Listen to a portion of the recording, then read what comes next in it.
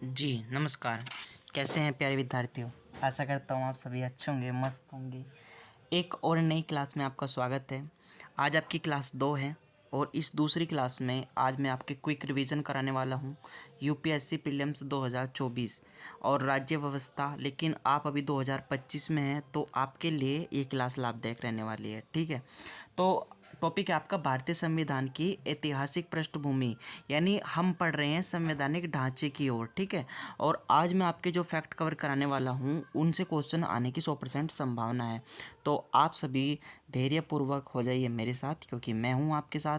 देखिए, आने वाले समय में क्लासेस देखी जाएंगी, अगर नहीं भी देखी जाएंगी तो मैं इनको प्रमोट करूँगा, क्योंकि यही सार है ना। आप वर्षों तक पढ़ते हैं और आपका फिर नंबर नहीं आता, तो आपको करना क्या है, यही वो बेसिक स्ट्रक्चर है जिसको आपको मजबूत करना है। ठीक है, कहते हैं ना एक एक ईंट से मकान बनता है, तो ये एक एक स्तंभ हैं जिनसे आपकी पकड़ मजबूत होगी। ठीक है, तो चलिए बढ़ते हैं। देखिए, आपको सभी को दिख रहा है भारतीय संविधान की ऐतिहासिक पृष्ठभूमि। ठीक है, भारतीय संविधान की ऐतिहासिक पृष्ठभूमि। तो आपको ये पता होना चाहिए कि भारतीय संविधान की उत्पत्ति, विकास की ऐतिहासिक पृष्ठभूमि को भारतीय स्वतंत्रता के पूर्व पारित किए गए नए नियमों और अधिनियमों में खोजा जा सकता है। इन्हें दो श्रृंखलाबद्ध रूपों में विभाजित किया गया है। पहला है आपका कंपनी का शासन और दूसरा है आपका क्राउन का शासन। देखिए, शुरुआत कहाँ से होती है। जब भारतीय संविधान की उत्पत्ति एवं विकास की ऐतिहासिक पृष्ठभूमि को आप भारतीय स्वतंत्रता के पूर्व देखते हैं तो आपको कंपनी का शासन दिखाई देता है 1773 से 1858 तक। आपको पता होना चाहिए 1764 के बक्सर के युद्ध में अंग्रेजों की विजय के उपरांत उन्हें दीवानी अधिकार प्राप्त होने के बाद ये आरंभ हुआ था। ठीक है, आइए समझते हैं। आप इस बात से समझिए कि जब 1600 ईस्वी में ईस्ट इंडिया कंपनी का भारत में आगमन हुआ। ठीक है, तो ईस्ट इंडिया कंपनी के रूप में भारत में आगमन होता है 1600 ईस्वी में। लेकिन 1765 में क्या होता है, शाह आलम द्वारा ब्रिटिश ईस्ट इंडिया को कंपनी को अधिकार दे दिए गए थे। ठीक है, और जब में अधिकार उनको दे दिए गए थे तो उसमें क्या था, कंपनी का शासन था 1773 से 1858 तक।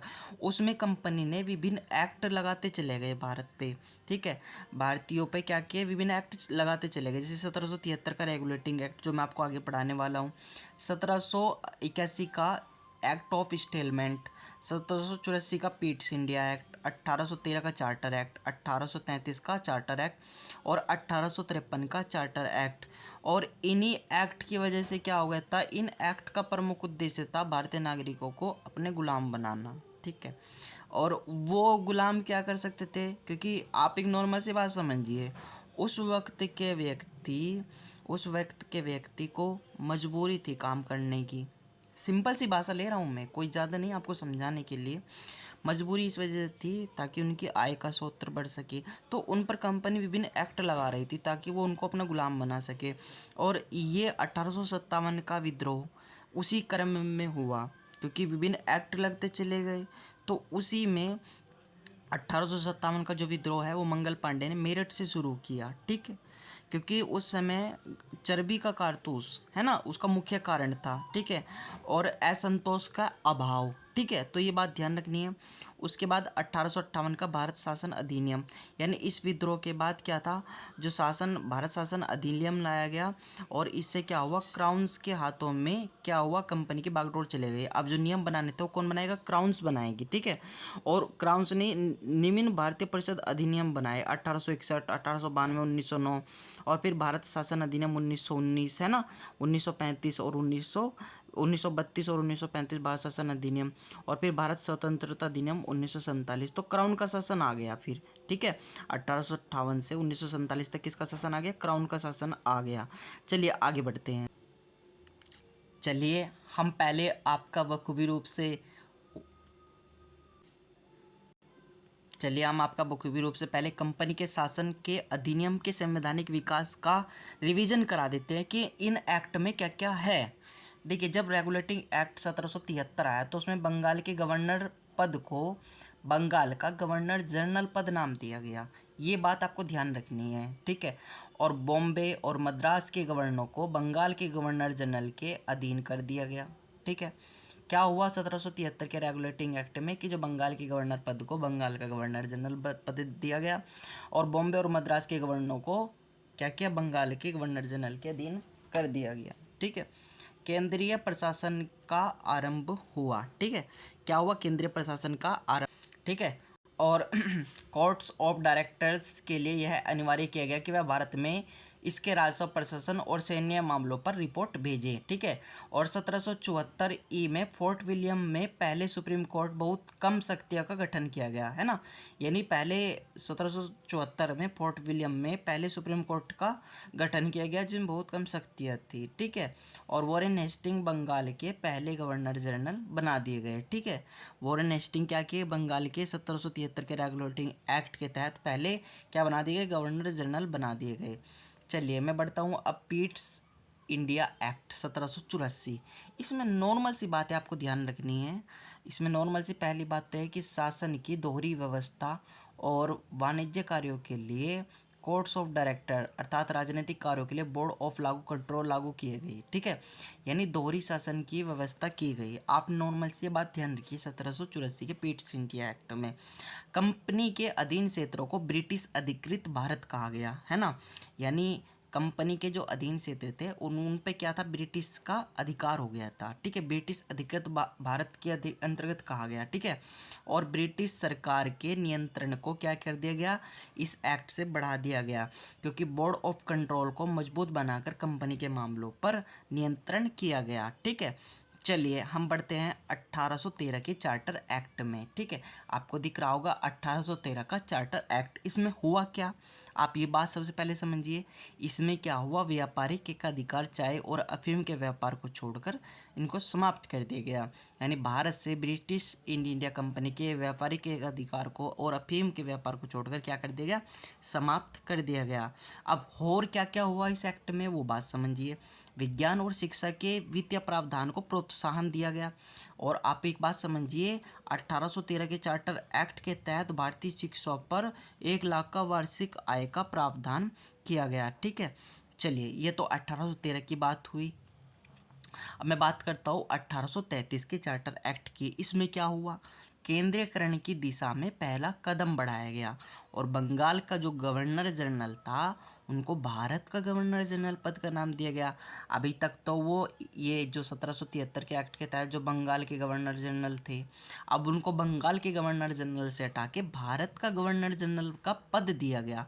इस बात को आपको ध्यान रखना है, नो भसड़, कोई भसड़ नहीं है, बिल्कुल क्लियरिटी, आपके पॉइंट टू पॉइंट क्लियरिटी है, क्योंकि ये आपकी क्या किएगी, सारे फैक्ट आपके मजबूत कराएगी ये क्लास। ठीक है, इस अधिनियम का एक अन्य नाम सेंट हेलेना एक्ट भी है। ठीक है, तो ये बात ध्यान रखिएगा आप। मद्रास और एक और बात ध्यान रखिएगा, मद्रास और बॉम्बे प्रेसिडेंटियों की विधायकी शक्तियों को कानून बनाने की शक्ति को वापस ले लिया गया। अर्थात जो मद्रास और बॉम्बे के प्रेसिडेंट थे उनके पास क्या थी, कानून बनाने की शक्ति थी, अब उनको वापस ले लिया गया था। ठीक है, अब उनको क्या किया गया था, वापस ले लिया गया था। और आपको एक बात ध्यान रखनी है, जो सिविल सेवाओं के लिए खुली प्रतियोगिता प्रस्ताव को लागू किया गया है ना, लागू करने का असफल प्रयास किया गया। ठीक है, और एक और बात ध्यान रखनी है, लॉर्ड विलियम बेंटिक को पहला गवर्नर जनरल भारत का बनाया गया।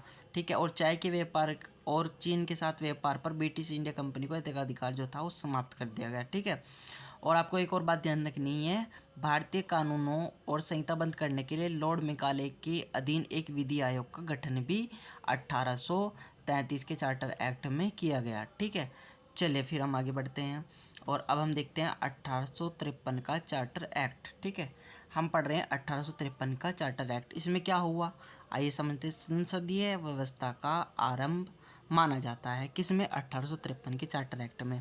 इसमें पहली बार गवर्नर जनरल की कार्यकारी परिषद की विधायिक और प्रशासनिक शक्तियों को अलग अलग किया गया, इसलिए इसे भारत में संसदीय व्यवस्था का आरंभ माना जाता है।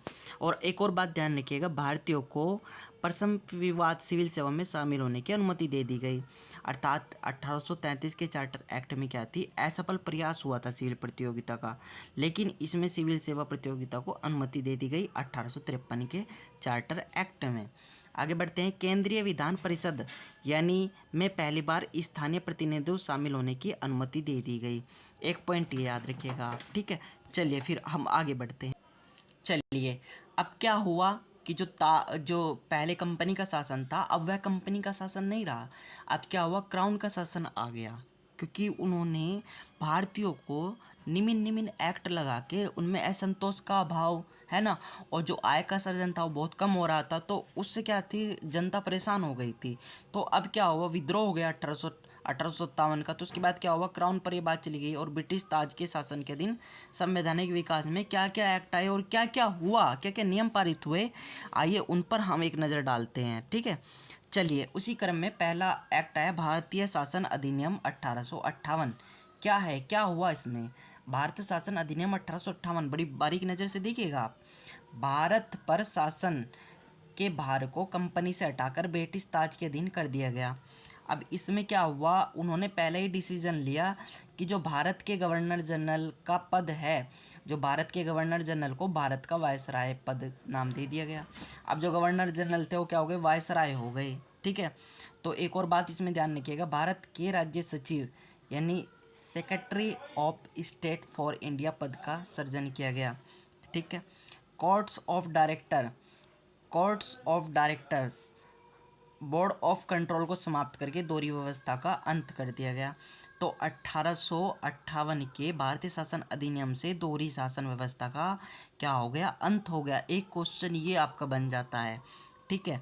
चलिए इस बात को तो आप समझ गए। अगर पूछ ले कि भारत का पहला वायसराय कब बना और कब ये आया, तो आप समझिएगा 1858 के भारतीय शासन अधिनियम के तहत एक ऐसे पद का सृजन किया गया, यानी वायसराय, यानी जो बंगाल गवर्नर जनरल था वो क्या हुआ, वायसराय बन गया। और भारत का पहला वायसराय कौन है, लॉर्ड कैनिंग है। इस बात को आप ध्यान रखिएगा, ठीक है। चलिए ये तो हो गया 1858 का भारतीय शासन अधिनियम। भारतीय परिषद अधिनियम 1861, ठीक है। ये परिषद अधिनियम है। इसमें क्या हुआ, विधि निर्माण की प्रक्रिया में भारतीय प्रतिनिधियों को शामिल करने की शुरुआत हुई और विकेंद्रीकरण की शुरुआत करते समय बम्बे और मद्रास प्रेसिडेंसी की विधायी शक्तियों को पुनः बहाल कर दिया गया। उनकी शक्ति क्या की गई, उन्हें वापस कर दी गई, ठीक है। और इसमें क्या हुआ, इसमें पोर्टफोलियो प्रणाली की शुरुआत की गई तथा वायसराय को अध्यादेश जारी करने की शक्ति दे दी गई, ठीक है। और क्या क्या हुआ, ठीक है, बस यही बात आपको ध्यान रखनी है। चलिए हम बढ़ते हैं भारतीय परिषद अधिनियम 1892। अब इसमें क्या होता है, केंद्रीय और प्रांतीय विधान परिषदों में गैर सरकारी सदस्यों की संख्या को बढ़ा दिया गया, ठीक है। विधान परिषद के कार्यों का विस्तार किया गया, जैसे कि बजट पर चर्चा करना आदि, ठीक है। आइए हम बढ़ते हैं भारतीय परिषद अधिनियम 1909। इसे मार्ले मिंटो सुधार भी कहा जाता है। इसमें हुआ क्या था, आइए उस बात पर भी नज़र डालते हैं। केंद्रीय और प्रांतीय विधान परिषदों में सदस्यों की संख्या बढ़ा दी गई। मुस्लिमों के लिए पृथक निर्वाचक मंडल का प्रावधान किया गया। तो जैसा मैं आपको बता रहा था, भारतीय परिषद अधिनियम 1909, ठीक है। इसे मार्ले मिंटो सुधार भी कहा जाता है। और इसमें क्या क्या होता है, इसमें क्या क्या होता है, मुस्लिमों के लिए पृथक निर्वाचक मंडल का प्रावधान किया गया, ठीक है। और केंद्रीय और प्रांतीय विधान परिषदों में सदस्यों की संख्या क्या की गई, बढ़ा दी गई। और क्या क्या हुआ, और इसमें विधान परिषद के सदस्यों की शक्तियों के दायरे का विस्तार किया गया, जैसे कि वो अनुपूरक प्रश्न पूछ सकते थे, बजट पर संकल्प रखना आदि, ठीक है। चलिए मैं बात कर रहा हूँ अब अगले नियम की, भारतीय शासन अधिनियम 1919। इसे मांगटेन्ग्यू चेम्सफोर्ड सुधार भी कहा जाता है। पहली बात, उत्तरदायी सरकार की इसमें शुरुआत हुई, ठीक है। और इसमें द्वैध शासन का आरंभ हुआ, ठीक है। इसमें क्या हुआ, द्वैध शासन का आरंभ हुआ, ठीक है। ये बात आपको ध्यान रखनी है। इसमें क्या हुआ, इसमें 1900 जो आपका ये एक्ट है 1919 का, इसमें क्या हुआ, द्वैध शासन का क्या हुआ, आरंभ हुआ। इसमें एक और बात हुई थी, प्रत्यक्ष निर्वाचन प्रणाली की शुरुआत हुई थी और द्विसदनीय प्रणाली की पहली बार इसमें शुरुआत हुई। तो इसमें 2-3 आपको ध्यान रखने हैं। द्वैध शासन का आरंभ हुआ, केंद्रीय स्तर पर द्विसदनीय प्रणाली की शुरुआत हुई और पहली बार निर्वाचन प्रत्यक्ष प्रणाली शुरू। एक और बात ध्यान रखनी है, पृथक निर्वाचन मंडल का विस्तार किया गया। ठीक है, ये बात आपको ध्यान रखनी है। भारतीय परिषद भारतीय शासन अधिनियम 1935 ब्रिटिश भारतीय प्रांतों और देशी रियासतों को शामिल करके एक अखिल भारतीय संघ के गठन का प्रावधान किया गया। ठीक है, ठीक है। और इसमें 3 सूचियां संघीय, प्रांतीय और समवर्ती प्रांतीय स्तर पर डायरकी व्यवस्था को समाप्त करके केंद्रीय स्तर पर लागू किया गया और प्रांतीय स्तर पर द्विसदनीय व्यवस्था जो थी वो लागू। चलिए हम लास्ट भारतीय स्वतंत्रता अधिनियम 1947 की बात करते हैं। इसमें ब्रिटिश शासन का क्या किया गया, अंत हो गया। ठीक है, इसमें viceroy, secretary state for India पद की क्या हो गई, समाप्ति हो गई। ठीक है, और इसमें क्या हुआ, संविधान सभा को संविधान के निर्माण तथा उसे अपनाने अंगीकरण करने की शक्ति दे दी गई। ठीक है, इसमें देशी रियासतों को भारत या पाकिस्तान में शामिल होने अथवा स्वतंत्र रहने की छूट दे दी गई। तो ये तो मैंने आपको सारे नियम ये बताए हैं ना, और ये मैंने आपको बता दिए 1947 तक, जिसमें आपका इम्पोर्टेंट 1858, 1861, 1892, 1909, 1919, 1935 और 1947 कवर करा दिए। तो ये पार्ट 1 की पहली वीडियो है आपके लिए। मैं यहीं तक इस वीडियो को रखता हूँ। तीसरे वीडियो में मैं आपको और बेहतरीन कॉन्सेप्ट आपके सामने प्रस्तुत करूँगा। तो फिर मिलता हूँ एक नेक्स्ट वीडियो के साथ, तब तक के लिए धन्यवाद।